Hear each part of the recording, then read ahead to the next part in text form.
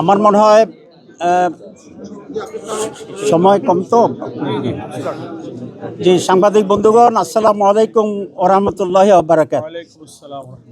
আজকে আমরা আমাদের কেন্দ্রীয় নেতৃবৃন্দ, সেক্রেটারি জেনারেল আছেন, আমাদের অ্যাসিস্ট্যান্ট সেক্রেটারি জেনারেল দুইজন আছেন, হামিদুর রহমান আজাদ, অ্যাডভোকেট জুবায়ের, আমাদের টপমোস্ট কেন্দ্রীয় যে ফোরাম সেটার সদস্য আছেন যেটা মোবারক হোসেন, এবং আমাদের বিশিষ্ট আইনজীবী এবং আমাদের কেন্দ্রীয় নেতা শিশির মনির অ্যাডভোকেট।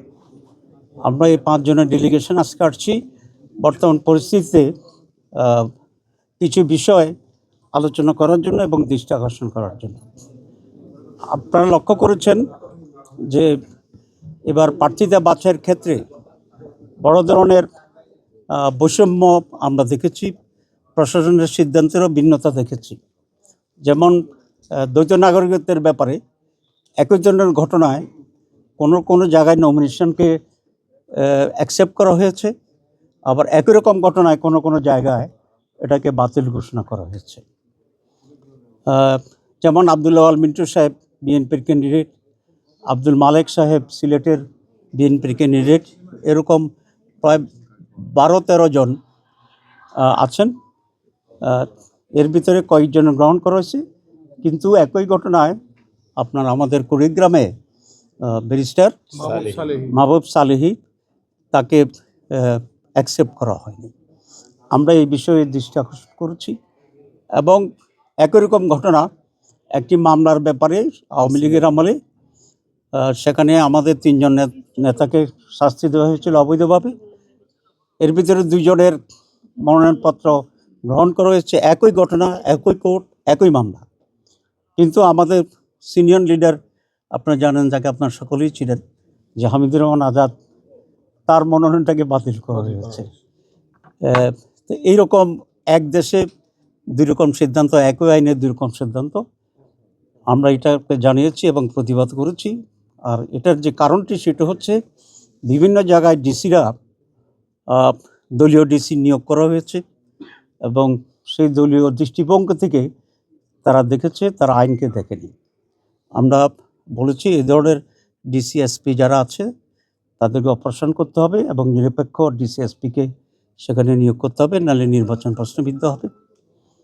2, আমরা বলেছি যে লেভেল প্লেইং ফিল্ড এখন নাই মাঠে।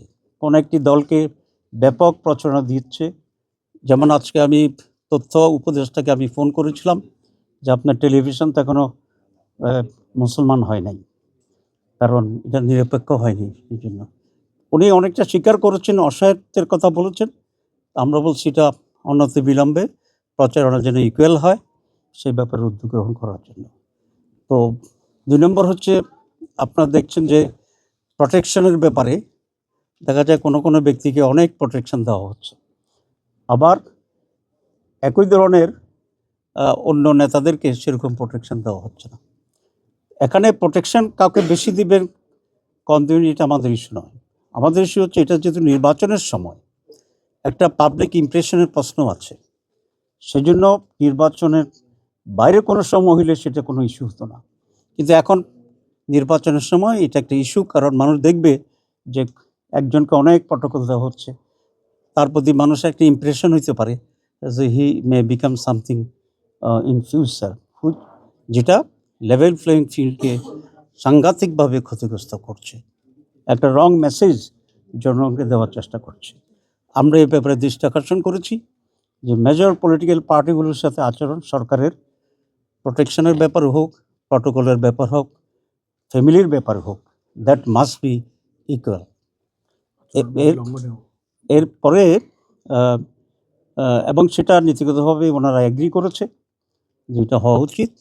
আমরা দেখব, এটা যদি না হয় তাহলে আমরা এ ব্যাপারে আবার ভিন্ন পদক্ষেপ আমরা গ্রহণ করব ইনশাআল্লাহ। এরপরে এখন যে প্রচারণার কথা তো আমরা সেটা বলছি, এবং আচরণবিধির ব্যাপারে আমরা দৃষ্টি আকর্ষণ করেছি। একটি দলের পক্ষ থেকে ভিজিএফ কার্ড ইত্যাদি কৃষি কার্ড ইত্যাদি বিতরণ করা হচ্ছে বিভিন্ন জায়গায়।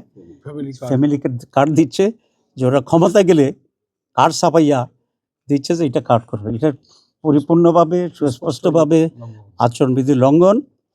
আমরা এটা দৃষ্টি আকর্ষণ করেছি এবং ইলেকশন কমিশন আশ্বস্ত করেছেন যে ধরনের ঘটনা হলে তারা ব্যবস্থা গ্রহণ করবেন, এবং সেই জন্য আমরা অপেক্ষায় আছি। যদি না হয় তাহলে তো আরও ভিন্ন মাত্রায় আমরা ইলেকশন কমিশনের দৃষ্টি আকর্ষণ করব। আমরা আরেকটা কথা বলেছি যে ফেয়ার ইলেকশনের জন্য সিসিটিভি থাকা দরকার। ওনারা নীতিগতভাবে অ্যাগ্রি করেছে এবং আমাদেরকে বলেছে এটা তারা করবেন। অ্যাটলিস্ট 90% জায়গায় করবেন, যেখানে কোস্টাল এরিয়া আছে বা যেখানে ইলেকট্রিসিটি সাপ্লাই নাই সেগুলো ছাড়া। তো আমরা ওনাদের কথায় আশ্বস্ত হতে চাচ্ছি যে সিসি ক্যামেরা ওনারা চালু করবেন, কারণ আমরা চাচ্ছি যে একটা ফেয়ার ইকুয়াল লেভেল ফিল্ডে একটা সুষ্ঠু নির্বাচন হোক। কারণ বাংলাদেশে আজকে যে সমস্যা, এই সমস্যার প্রধান কারণই হচ্ছে বিগত 56 বছরের একটা সুষ্ঠু নির্বাচনের অভাব। এবং আগামী নির্বাচনটি যদি এরকমই একটা অ্যারেঞ্জ নির্বাচন হয় তাহলে কিন্তু বাংলাদেশ অস্তিত্বের সংকটে পড়বে এবং দেশ আরও বেশি বিপজ্জনক পরিস্থিতির দিকে চলে যাবে। একটি দল এই করতে গিয়ে তো নির্বাসনে আছে, সুতরাং আরেকটা দল যদি করে তারাও এক পর্যায়ে গিয়ে নির্বাসনে যাবে, তারপরে যদি আরও একটা দল করে পর্যায়ে তারাও নির্বাসনে যাবে, তো বাংলাদেশে তার কোনো রাজনৈতিক দল থাকবে না। এই অবস্থায় নির্বাসনে চলে যেতে হবে। এর জন্য সবাইকে আমি মনে করি বাস্তবতা গ্রহণ করে দেশের স্বার্থে যেটা করা দরকার, সকল রাজনীতি দল নিজেকে কনস্ট্যান্ট বা নিজেকে একটা নিয়মের ভিতরে রাখতে হবে। ইলেকশন কমিশনকে দৃঢ় হইতে হবে। ওনারা বলেছেন যে আমরা সব পারি না, আমাদের পারতে হবে, দিস ইজ ইউর ডিউটি, যে আপনাকে পারতে হবে। অ্যাটলিস্ট প্রমাণ করতে হবে যে আপনি মনে প্রাণে চেষ্টা করছেন, সর্বোচ্চ প্রচেষ্টা আপনি করছেন। আদারওয়াইজ নেশন আপনাকে দায়ী করবে, ইলেকশন কমিশনকে দায়ী করবে, গভর্নমেন্টকে করবে না। তো এগুলো এই সমস্ত মৌলিক বিষয় আমরা দৃষ্টি আকর্ষণ করেছি। ওনারা গুড হিয়ারিং দিয়েছেন, আশ্বাস দিয়েছেন। আমরা বলেছি আশ্বাস নট এনাফ, ভালো কথা নট এনাফ, সব আমরা করব, দিস ইজ নট এনাফ। আপনাদেরকে মাঠের প্রমাণ করতে হবে যে what exactly you are doing. ঠিক আছে, আমার যেটা প্রশ্ন জানার ছিল, প্রশ্ন হচ্ছে যে আপনারা কি তালিকা দিয়েছেন কিনা কতজনের ইয়ে করেছেন সফর শিডিউল। আর আরেকটা বিষয় হচ্ছে যে জামায়াতের সাথে বিএনপি তারেক রহমানের সাথে একটা বৈঠক হয়েছিল, ওখানে জাতীয় সরকার নিয়ে কোনো আলোচনা হয়েছিল? জি, প্রথম কথা হচ্ছে আমরা কোনো ডিসিএসপির তালিকা স্পেসিফিক দেই নাই। আমরা বলেছি এরকম ডিসিএসপিদের ভিতরে বৈষম্যমূলক আচরণ হচ্ছে, আমরা আরও অবজার্ভ করব, অবজার্ভ করে আমরা তালিকা দেব এবং এনার প্রমাণসহ আমরা দেব, এবং যখন দেব আপনি এটা অ্যাকশান নেবেন। 2 নম্বর হচ্ছে তারেক সাহেবের সাথে আমাদের কোনো ফর্মাল বৈঠক হয় নাই। ম্যাডামের মৃত্যুর পরে ওনাকে আমরা শোক জানাতে গিয়েছিলাম, মানে আমাদের প্রধান সঙ্গী ছিল, আমারও যাওয়ার কথা ছিল কিন্তু আমার শরীরটা ভালো ছিল না, এবং সেখানে সৌজন্য সাক্ষাৎ হয়েছে, আলোচনা হচ্ছে। বাইদি ভাই আমরা যেটা বলেছি, আমি যেটা বলেছেন সেটা হচ্ছে নির্বাচনের পরেও রায় যেই হোক আমরা সবাই একে অন্যকে মেনে নেব, রাখি যদি সুষ্ঠু নির্বাচন হয়। আর দেশ পরিচালনার ক্ষেত্রে আমাদের ভিতরে একটা আলোচনা থাকা উচিত এবং আমরা পারস্পরিক কোঅপারেশনের ভিতরে দেশটাকে আমরা এগিয়ে নিয়ে যেতে চাই। এতটুকু বলেছি। 56 বছরে বলছেন যে সুষ্ঠু নির্বাচন হয়নি, এইখানে কি 99 সাল, 2001 সাল, 96 সালে যে নির্বাচন, এগুলো তো বিতর্কিত নির্বাচন হয়েছিল, এটা কি বোঝাতে চাইছেন? না, আমি মনে করি যে হারে একেবারে খুব সিরিয়াস সুষ্ঠু হওয়া দরকার ছিল সেরকম নির্বাচন আসলে বাংলাদেশে হয়নি। কিছুটা গ্রহণযোগ্য নির্বাচন ছিল 91 সালে, 2001 সালে, কারণ গ্রহণযোগ্যতার ইস্যুটা আর শতভাগ সুষ্ঠু হওয়ার ইস্যুটা একটু ডিফারেন্স থাকে। আমি সেটা মিন করতে চেয়েছি। একটা প্রশ্ন ছিল, সেটা হচ্ছে যে আপনি বলেছেন যে নির্বাচন যদি একতরফা করার চেষ্টা করা হয় তো একজন চলে গেছে আরেকজনরা করলে চলে যাবে, আপনারা কি মনে করছেন যে একতরফা নির্বাচনের একটা চেষ্টা হচ্ছে? আর 2 নম্বর প্রশ্ন হলো, আইন শৃঙ্খলা পরিস্থিতি নিয়ে আপনারা কোনো উদ্বেগ জানিয়েছেন? আমরা অবশ্যই উদ্বেগ জানিয়েছি, এবং আমি যেটা মিন করছি যে গত কয়েকদিনের আচরণে, সরকারের আচরণে এবং প্রোটেকশনের নামে যে বাড়াবাড়িটা চলছে সেসব আচরণে আমাদের এই আশঙ্কা তো আমাদের মনেই শুধু নয়, আপনাদের মনেও এটা জাগার কথা স্বাভাবিকভাবে, যে লেভেল প্লেইং ফিল্ডটা এখন নাই। তো আমরা সেটাকেই মিন করতে চেয়েছি। আর আমি যেটা বলছি যে এই পরিণতিটা তো ঠিক না। আজকে ধরেন জামাত যদি এটা করে, জবরদস্তি করে তাহলে তো আমরা ইতিহাস দেখছি যে টিকতে পারে নাই, কিছু সময়ের জন্য টিকছে। তো জামাতও তো আউট হয়ে যেতে হবে এদেশ থেকে। এরকম আউট হয়ে যেতে তার রাজনীতি থাকবে না। আমি ওটাকেই একটু স্যাটার করে এ ভাষায় কথা বলেছি। কিছু দ্বৈত নাগরিকদের বিষয়ে কথা বলেন, কয়েকটা প্রার্থীর বিষয়ে, এগুলো কি সুনির্দিষ্ট তাদের বিরুদ্ধে কোনো আপিল আপনারা দায়ের করছেন?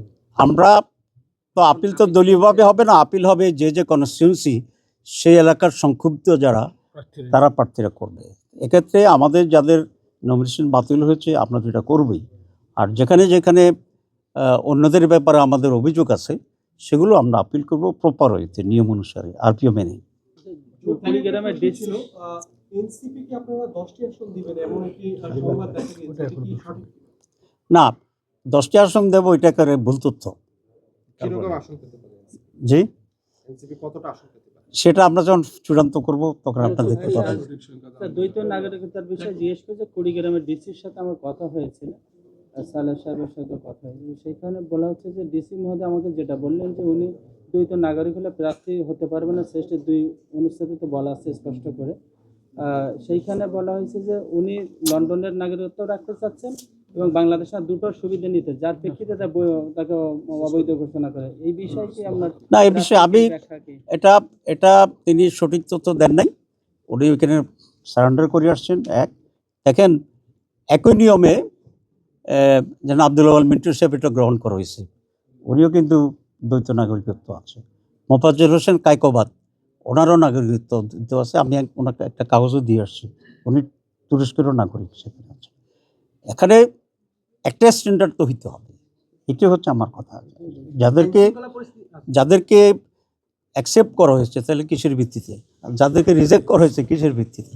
তো আইন এখানে খুব স্পষ্ট। এখানে বৈষম্যটার কথা বলছি, এবং বৈষম্যটা হচ্ছে এই জন্য যে ওই সমস্ত জায়গার ডিসিদের মানসিকতার কারণে, যারা একটা পলিটিক্যাল পার্টিকে বিলং করে এবং কাউকে পছন্দ করতে চায় না, তারা চেষ্টা করছে এটা করার জন্য। আপনারা খুব প্রসিদ্ধ এই কথাটা জানেন যে একটা গ্লাসের যদি অর্ধেক পানি থাকে আর অর্ধেক খালি থাকে, আপনি এটা দুইভাবেই নিতে পারেন। যে গ্লাসটা অর্ধেক খালি, এটা সঠিক কথা। গ্লাসটি অর্ধেক ভর্তি, সঠিক কথা। এখন কোনটাকে আপনি নেবেন এটা নির্ভর করে আপনার মানসিকের উপরে। আপনি কি নেগেটিভ অ্যাটিটিউডের মানুষ না আপনার পজিটিভ অ্যাটিটিউডের মানুষ? প্রতিটা নির্বাচনে একটা অভিযোগ করা হয় জি। বাংলাদেশের নির্বাচন বহিঃশক্তি বা বহির্দেশ থেকে একটা নিয়ন্ত্রণ বা প্রভাব সৃষ্টি করে।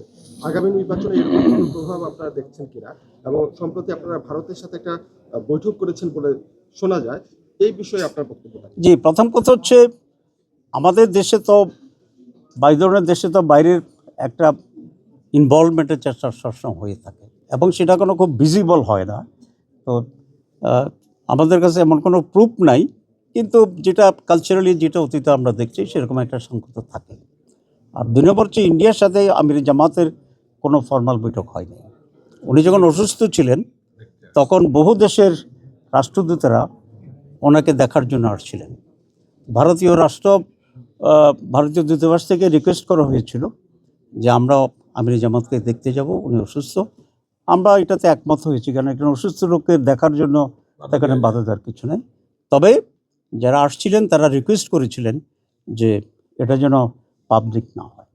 আমরা সেই রিকোয়েস্ট মেনটেন করেছি, and nothing more than that.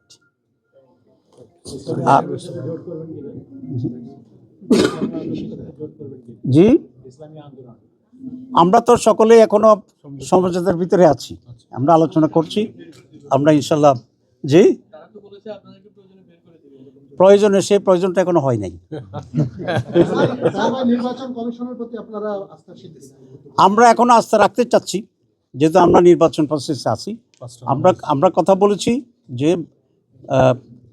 RPO যারা ভায়োলেট করবে, যেমন কোনো নেতৃবৃন্দের সফরের নিউজ আমরা পাচ্ছি, তো সেখানে 19-21 তারিখের আগে তো ওইভাবে রাজনৈতিক সফর বা নিজের মার্কা নিয়ে সফর করার কোনো সুযোগ নেই। আমরা সব ব্যাপারেও দৃষ্টি আকর্ষণ করেছি। আমরা দেখি ইলেকশন কমিশন কি করে বা ওনারাই বা কি করে, লেট আস সি। ধন্যবাদ। ধন্যবাদ। আমরা আসরের নামাজ পড়ব। নামাজ পড়া হয়।